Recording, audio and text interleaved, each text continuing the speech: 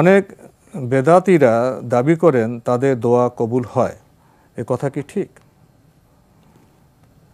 দোয়া কবুল হওয়ার বিষয়টি মূলত বেদাতের সাথে সম্পৃক্ত নয়। বেদাতি ব্যক্তির দোয়া আল্লাহ রাব্বুল আলামিনের কাছে কবুল হতে পারে, কাফির ব্যক্তির দোয়া আল্লাহ তাআলার কাছে কবুল হতে পারে। আপনি শয়তানের দোয়া কবুল হয়েছে কিনা? শয়তান তো সবচেয়ে বড় কাফির। আল্লাহ রাব্বুল আলামিনের বিধান লঙ্ঘন করে সর্বপ্রথম যে তাগুত, সে হচ্ছে শয়তান। সে আল্লাহ রাব্বুল আলামিনের কাছে দোয়া করেছে, আল্লাহ সুবহানাহু ওয়া তাআলা তার দোয়া কবুল করেছেন। সুতরাং দোয়া কবুল হতে পারে। দোয়া কবুল হওয়ার বিষয়টি বেদাতি কাজটা তো গুনাহ, সেটা ভুল, সেটা অন্য জায়গায়। হ্যাঁ, আর দোয়া তো আল্লাহর রহমানুর রহিম। হ্যাঁ, কিন্তু আল্লাহ রাব্বুল আলামিনের কাছে তার ওই দোয়া কবুল হবে না যেই দোয়া আল্লাহ রাব্বুল আলামিনের সন্তুষ্টির জন্য অথবা আল্লাহ রাব্বুল আলামিনের রহমতের জন্য হতে পারে। এই ধরনের দোয়া আল্লাহ তাআলা কবুল করবেন না।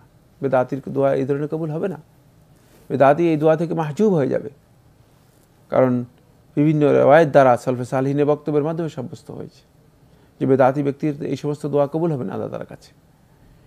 যেমনিভাবে যারা হারাম ভক্ষণ করে, হারাম উপার্জন করে, হারাম খায়, হারাম পরে, তাদের দোয়া আল্লাহ রাব্বুল আলামিনের কাছে কবুল হবে না। আন্না ইউস্তাজাবু লাহ, কীভাবে তার দোয়া কবুল হবে? মাতআমুহু হারাম ওয়া মাশরাবুহু হারাম ওয়া মালবাসুহু হারাম, যা পান করেছে, যা খেয়েছে, যা পরেছে সবটাই হারাম, কিভাবে তার দোয়া কবুল হবে? তাদের দোয়া কবুল হবে না। তাদের ওই দোয়া কবুল হবে না যে দোয়ার মাধ্যমে মূলত তাদের প্রতি আল্লাহ তাআলার রহমত নাজিল হবে, রহমত শামিলা হাল হবে। এই ধরনের দোয়া তাদের কবুল হবে না।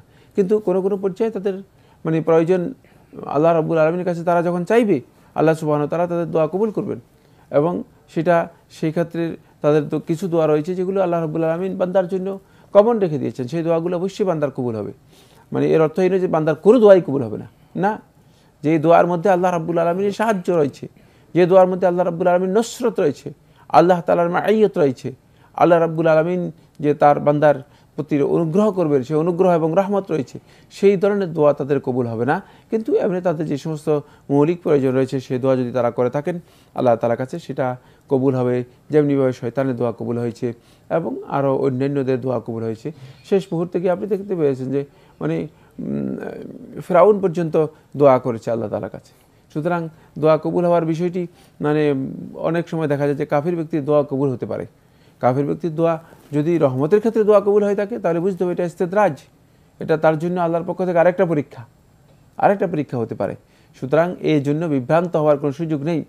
আমাদের খেয়াল রাখতে হবে যে কারো দোয়া কবুল হওয়ার কারণে আমি এই কথা বলে দিলাম যে হ্যাঁ এ সম্ভবত আল্লাহর ওলি যদি না হয় তাহলে তার দোয়া কবুল হলো কেন? না, ব্যাপারটি এমন নয়। বরং খেয়াল রাখতে হবে সেটা হচ্ছে যদি আল্লাহর বিধান লঙ্ঘন করে, আল্লাহ রাব্বুল আলামিনের নির্দেশনাকে লঙ্ঘন করে, রাসূলুল্লাহ সাল্লাল্লাহু আলাইহি ওয়াসাল্লামের সুন্নাহকে অনুসরণ বাদ দিয়ে বেদাতকে অনুসরণ করে থাকে আর আল্লাহ তাআলার কাছে দোয়া করে তার দোয়া যদি কবুল হয়, বুঝতে হবে যে তার দোয়াটা আল্লাহর পক্ষ থেকে ইস্তেদরাজ, তাকে আল্লাহ রাব্বুল আলামিন অবকাশ দিচ্ছেন এবং এর জন্য সে খুব দ্রুত আল্লাহর দিকে, সে পাকড়াওর দিকে অগ্রসর হচ্ছে। এটাই আল্লাহ তাআলার পক্ষ থেকে তাকে একটা অবকাশের পথ। এইভাবেই আল্লাহ সুবহানাহু ওয়া তাআলা বান্দাদেরকে অবকাশ দিয়ে থাকেন।